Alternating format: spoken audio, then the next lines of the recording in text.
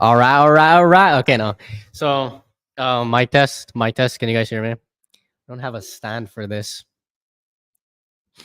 Can you all hear him? Can you all hear us? We'll wait for a few seconds because live chat isn't exactly live. It's not. It isn't synced with It our says thing. So 30 minutes ago. 30 minutes ago. All right. Is it crystal clear? Because my mics might be my mic might be sensitive. All right. So we'll start off with greetings. Hello, guys. This is Group 8. Well, technically the first group because yeah. Um. So let's just get right into it. Let's get into our topic. Okay. So this is our topic, painting your world via description, presented by me, Anthony Cordova. Here are my other two members, Salem Salmon and Favor Ashabu. Ashabu. Okay.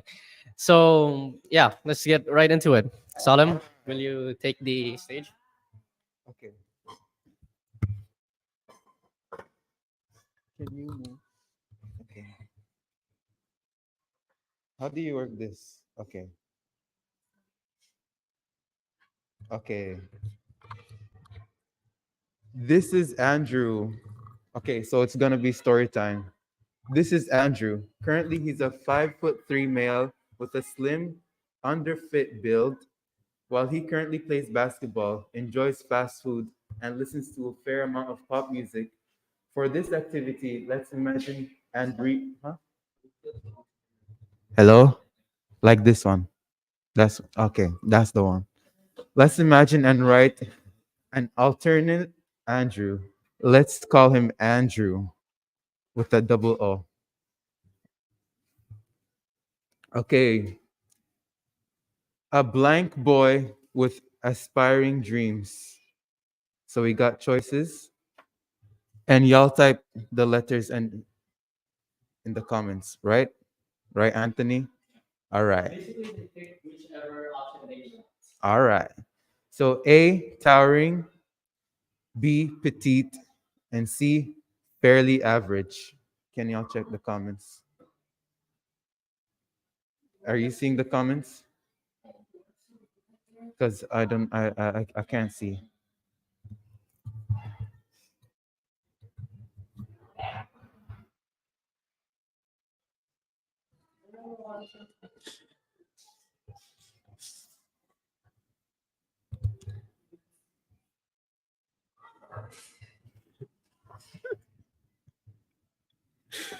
Let me join the live. They want B? Okay. Write that for me. Thank you. Okay. He wants to become a professional table tennis player, dreaming to one day win tournaments left and right with his personalized blank paddle. More so, he enjoys the feeling of blank handle. So we got the choices: A, carbonate paddle, or and the lightweight handle. B, wooden paddle and coarse handle. C, glass paddle and fragile. Thank y'all. Oh wait. Okay, y'all choose. They want B. All right, write that down for me. All right. Okay. Though he's still though he's still got ways to go, and he knows that, which is why he trains every day, getting himself in the mood through blank music. A, rhythmic and fast. B, funky and groovy. C, smooth and jazzy. Shout out to Jazzy Guns in the comments. Spam.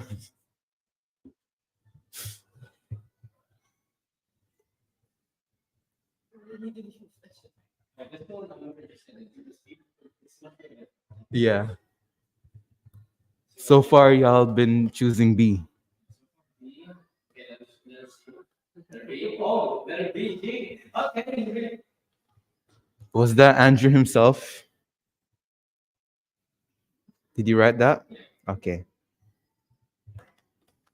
By the end of the day, when he's worked up an appetite, he rushes home to his mother's cooking, letting the blank smell and taste of a delicious blank fill his nose.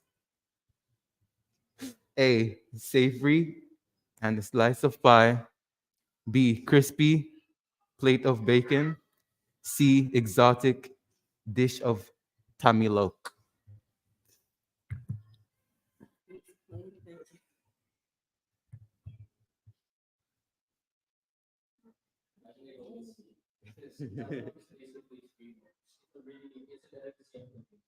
Actually, let me see. I want to search.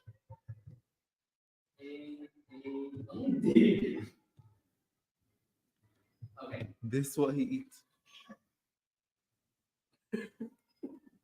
Excuse me.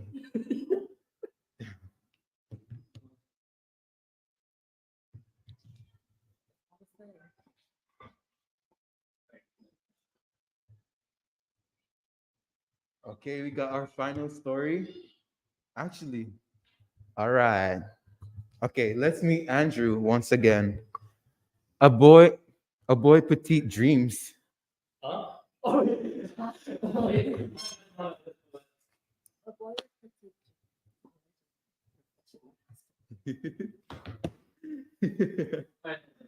A boy with dreams. He wants to become a professional table tennis player, dreaming to one day win tournaments left and right with his personalized wooden paddle. More so, he enjoys the feeling of a course handle.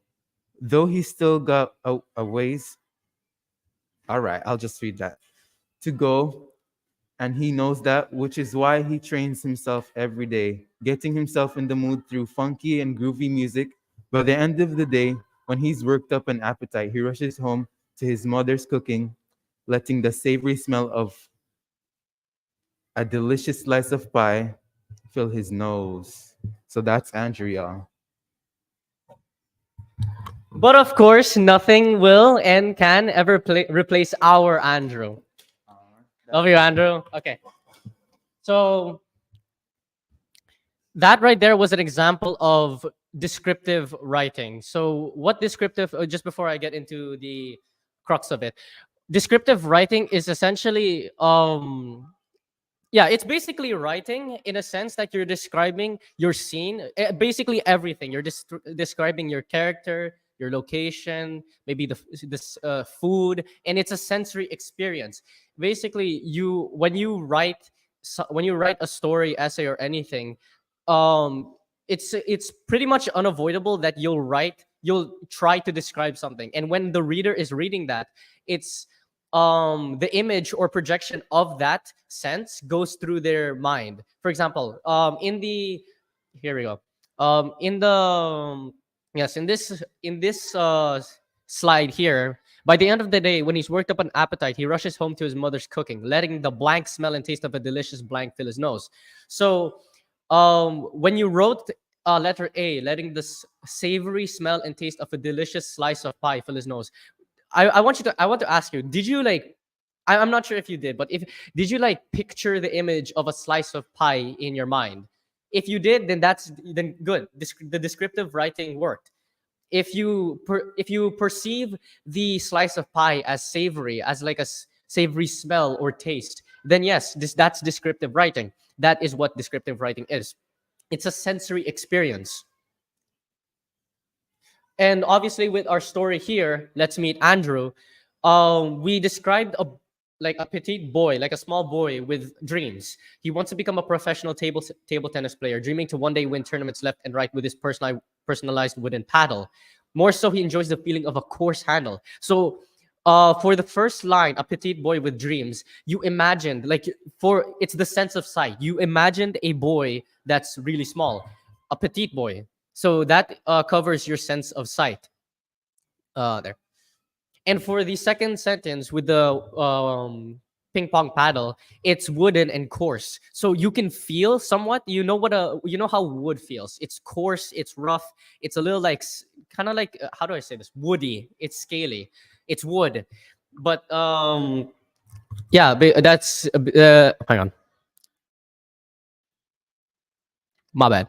All right, then yeah, it's the sense of touch. It's your sense of yeah, touch. It helps you imagine how a wooden paddle would feel. That's the descriptive writing of the sense of touch.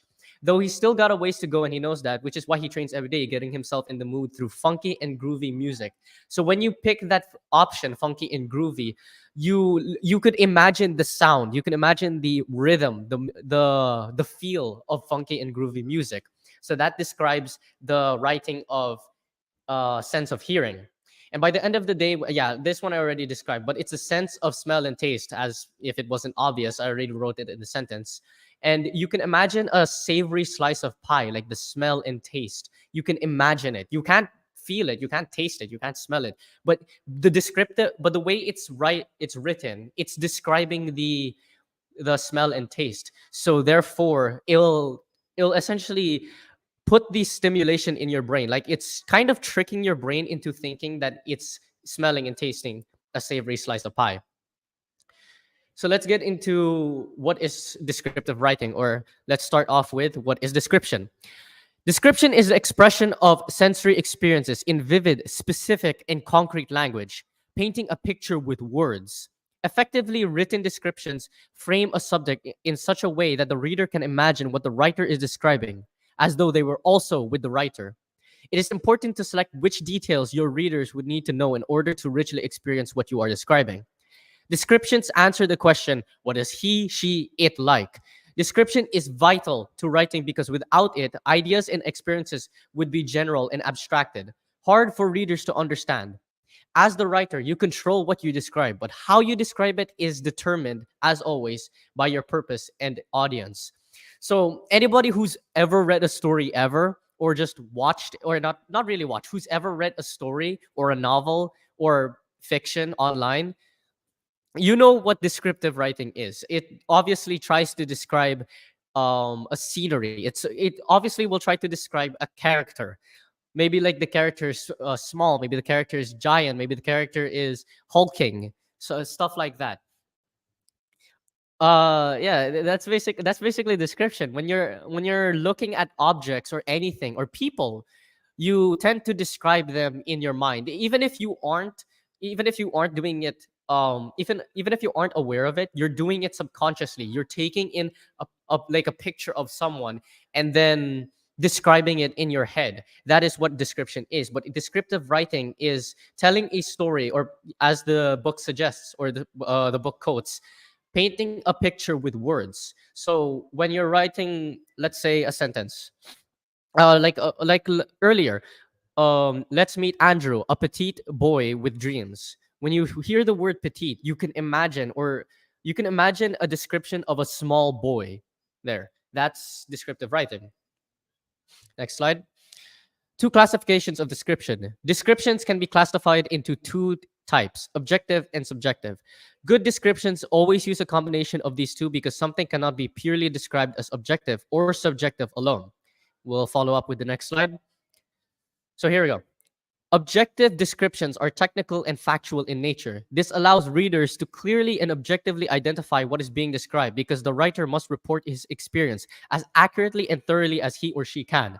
This allows the reader more freedom to make their mind up about what is being described.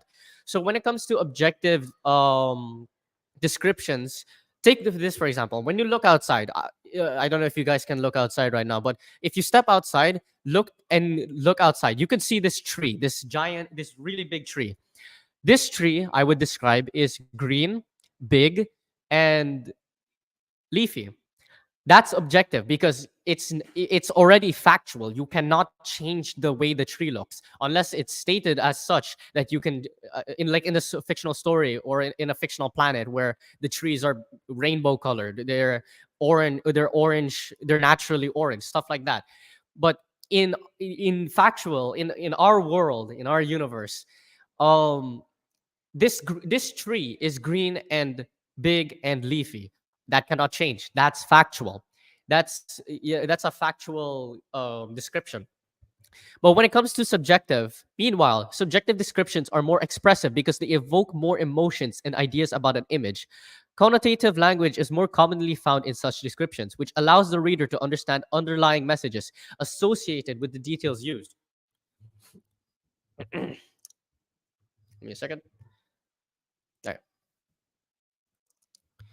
Which allow wait, we get a glimpse not only of the subject's portrayal but also the writer's personality. Such language helps build a dominant impression of a subject, which reinforces the ideas and feelings that the writer wants to convey to the reader.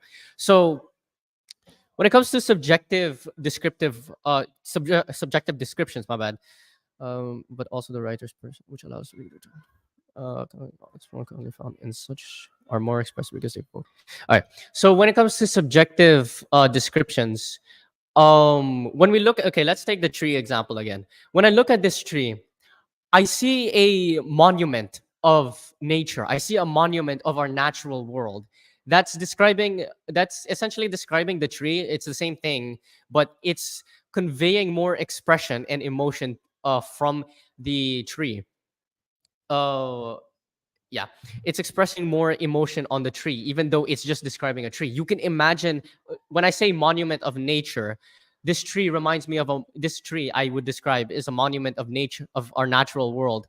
You can imagine like a giant tree, like a towering and dominating tree that portrays nature at its finest. That's kind of what subjective description writing is. So yeah, that's those are the two different types of classifications of description. Details in the description can also be organized in the following ways: spatial, chronological, comparison/contrast, and emphatic. Spatial description deals with the subject in relation to space arrangement, much like how a camera would pan across a view in a certain direction. The description of details should follow a logical projection and have a unified point of view. Example, moving from left to right, front to back, etc. For example, let's look at this sentence. Salem is currently in front of me. You can imagine that, right? I'm right here. I'm right here. But but you can't see Salem. But when I see Salem is right in front of me, you can imagine that he's just directly in front of me. He's not like far away. He's not close to me. He's directly in front of me. So keyword directly. If I say Salem is in front of me, you won't know if he's either far away, just averagely far away, or he's right next to me. So when I say directly, I mean legit, just in front of me. And another example is, um, hmm, Sir Ramel's office is pretty far away from me, or he is far away from me, and it doesn't give a direction, but at least it tells you how far. It gives you like an idea, a picture of where Sir Ramel's office is. It's far away.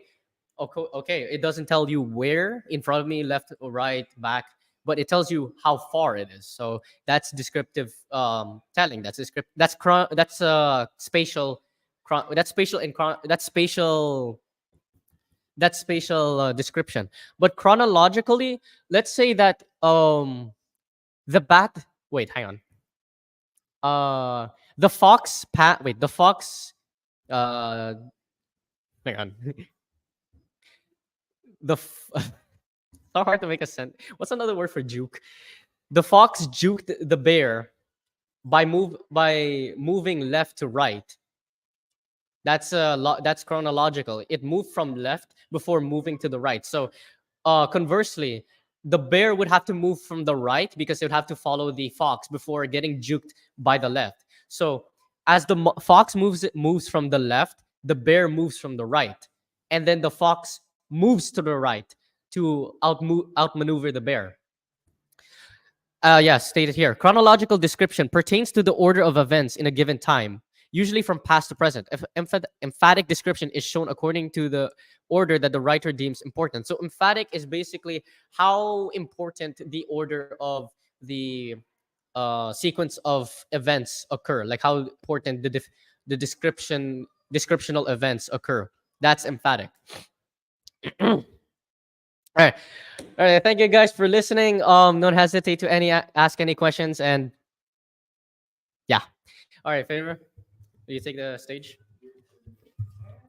All right, guys. For this, let's get it. But Just a little like quiz, little test.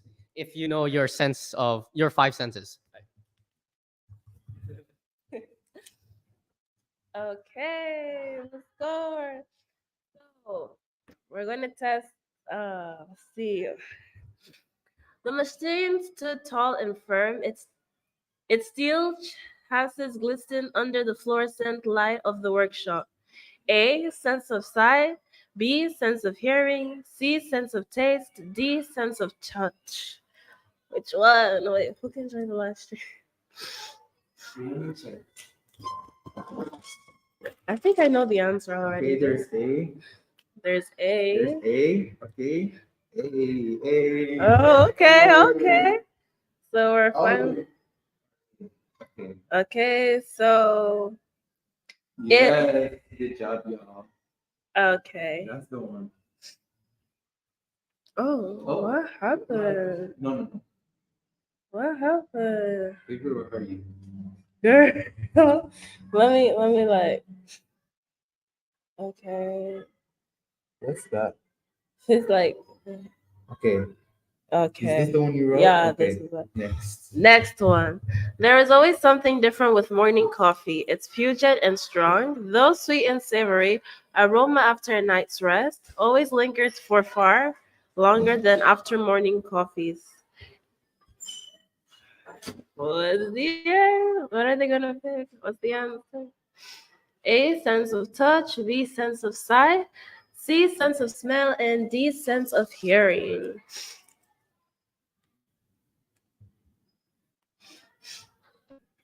They-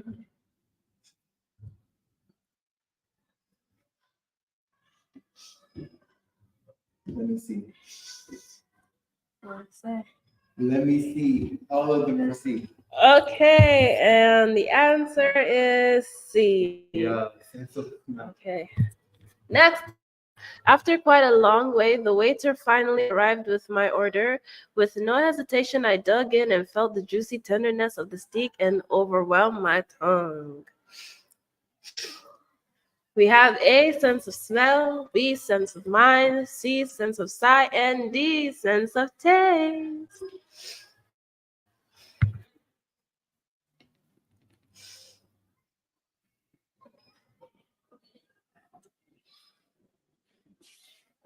D. They all answer D. Okay, and the answer is No. oh. And the answer is D. Yeah. Okay. The deafening and chill sound of beastly roars trigger the town's fair response. Ethereal and demonic groans echo through the ears of those in range. A. Sense of fear. B. Sense of common. C. Sense of hearing. And D. Sense of ears.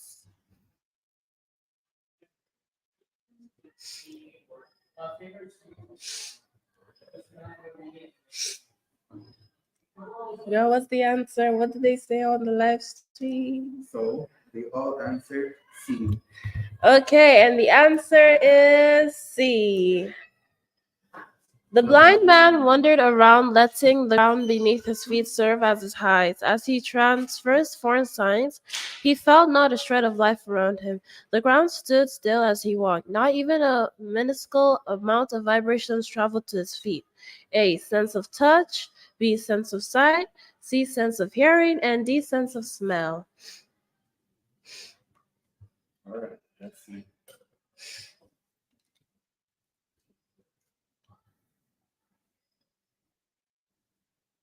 A, C, E, A. Okay, two Oh. answers. A. Hey, what? A. Wait. A. Oh, Sense of touch. Okay. And the answer is sense of touch. Yeah. All right. So for anyone who's confused for letter A, or if you just did that randomly, just a quick, yeah. The reason why it's letter A is even though blind people can also use their sense of smell and hearing.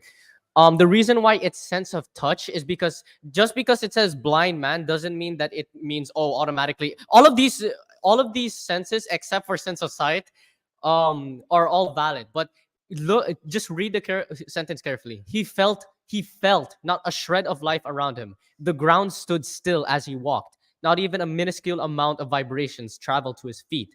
So again, he can't feel the vibrations, and he didn't feel anything. So again, that's sense of touch, because it says felt. Even though he didn't feel anything, it still describes the blind man as feeling nothing. Nothing is technically something. Okay, yeah, that made no sense, but obviously, yeah. Anyways, so that's our topic, guys. Painting the world via description. Thank you for listening. Don't hesitate to ask any questions, and thank you guys very much. Thank y'all. Thank you.